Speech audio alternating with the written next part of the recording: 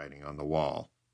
Americans were increasingly diverging politically between red and blue states, but shared so much of everything else, from where they went to college, to what friends they had, to the goals they had in life, even to small things like the entertainment that they enjoyed. This could not be stable. It could not last. So I began a research project to find the answers. After a guest lecture I attended on the progressives, I took the elevator to the 4th floor of the library where I had been told to meet the archivist. I was searching for the source of a quote the lecturer had used.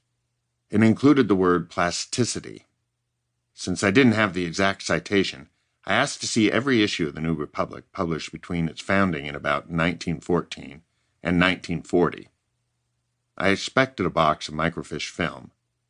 The archivist brought 4 stacks of magazines tied together with twine and many more in cardboard boxes. They shed clouds of dust on the table.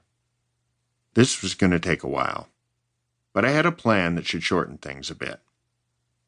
I planned to look at the table of contents for each issue on the topic of education and scan the articles with a portable scanner. I soon realized that education appeared in nearly every issue, and often as a centerpiece. John Dewey, father of modern progressive education, wrote often, but the editorial board was almost as active and revealing about their intent. This was the first clue that progressives were far more interested in K-12 education than I thought. I later found out they essentially invented it, at least as we know it today. The sun went down outside unbeknownst to me. As I worked my way back to the elevators, a sign jutted out from a row of shelves simply labeled Education. All day I had just been feet from this section. I was sure some academic must have already researched this topic, if only I could find it. I glanced at the clock and saw that I had 15 minutes before closing. I walked into the aisle. The section labeled Educational History drew my attention. As I pulled book after book off the shelf, I looked at the author's bios. Educational Doctorate, U.S. Department of Education, Professor of Education. Clearly, progressive educators were the ones writing about education's history. I took a few out. There wasn't much new in what I quickly fanned through. It seemed analogous to reading the story of the Bolshevik Revolution as told by Lenin. But I had been avoiding the thickest books on the shelf, 3 of them. Finally, I opened the first of 3 thick volumes of Lawrence Kremen's American Education. Kremen was an historian. One of the volumes had a seal on the desk cover that read Pulitzer Prize. His bio said he was at Columbia University. This sounded promising.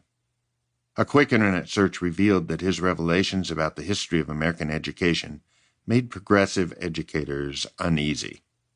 Yet rarely had I read such a well-sourced and thorough history of anything. Why was the educational establishment critical of Kremen's work?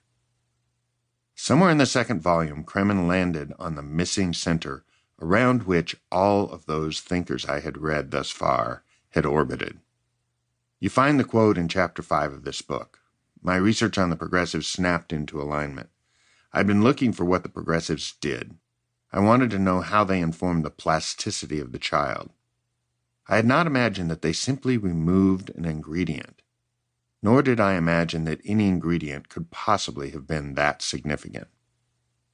Kremen used an unusual word, paideia.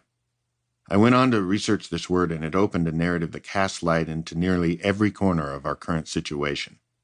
Research led me to scholarship on ancient Rome and Greece, America's founding, the changes to Christianity in the 19th century, and many more dusty library corners.